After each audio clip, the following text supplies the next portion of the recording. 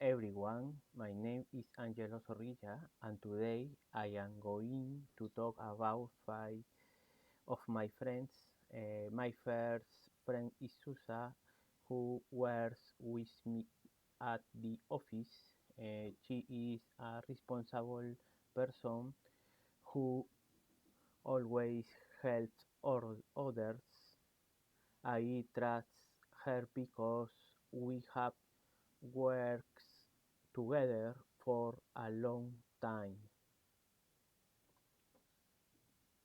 My second friend is Daniel, who loves soccer. He is a friendly person who enjoys spending time with his family. My third friend is Carlos, who likes technology. He is a friend who knows a lot about computers and always helps me when I have questions. My fourth friend is Miguel, who is very funny. He is someone who always makes people laugh, and we have a good time together. My first friend is Luis, who works very hard.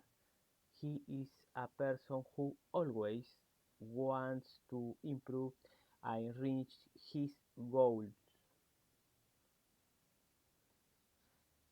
I am happy to have friends to support me and share good moments with me. They are all important in my life. Thank you for listening.